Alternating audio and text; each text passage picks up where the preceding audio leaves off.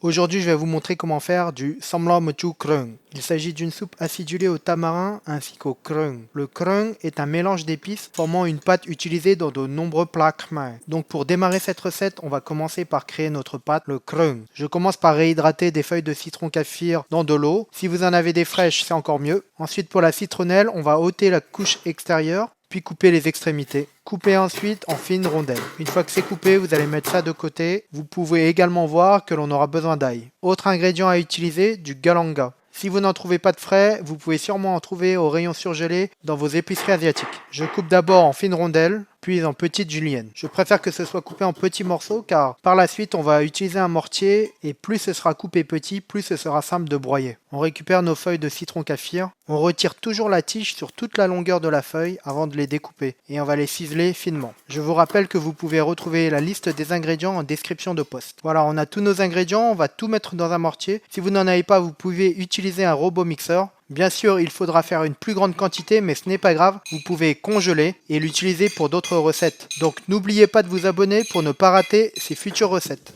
Maintenant, il va falloir broyer tous les ingrédients ensemble jusqu'à obtenir cette consistance.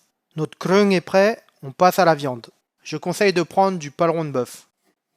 Pour les légumes, on va utiliser des liserons d'eau. On va séparer les feuilles de la tige. Et si vous ne trouvez pas ce légume, vous pouvez utiliser des courgettes, des branches de céleri ou de l'aubergine. Coupez les tiges en morceaux de 5 cm. On peut enfin passer à la cuisson. Dans une grande casserole, on va ajouter de l'huile d'olive, le krung, on mélange une bonne minute, puis on ajoute la viande. Mélangez 2 à 3 minutes avant d'y ajouter une demi-cuillère à café de curcuma. Une fois qu'on a mélangé, on peut mettre un demi-verre d'eau ainsi que de la sauce de poisson.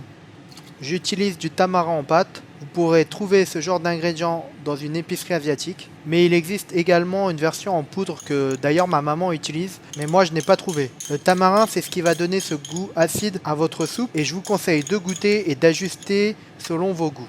Je rajoute du bouillon de poulet en poudre. Si vous n'en avez pas, vous pouvez vous en passer. On ajoute les tiges de liseron d'eau, 2 grands verres d'eau, les feuilles de liseron d'eau ainsi que du basilic thaï. Si vous n'en avez pas, c'est pas grave, vous n'êtes pas obligé d'en mettre. Ça changera un tout petit peu le goût, mais cela restera très très bon. On couvre et on laisse mijoter pendant 1 heure à feu doux. Reste plus qu'à patienter une petite heure et vous pourrez déguster cette délicieuse soupe. Si vous avez aimé cette vidéo, je vous invite à liker, commenter si vous avez des questions et bien sûr à vous abonner. Vous pouvez également me contacter sur Instagram ou sur TikTok et vous y retrouverez les mêmes recettes au format court.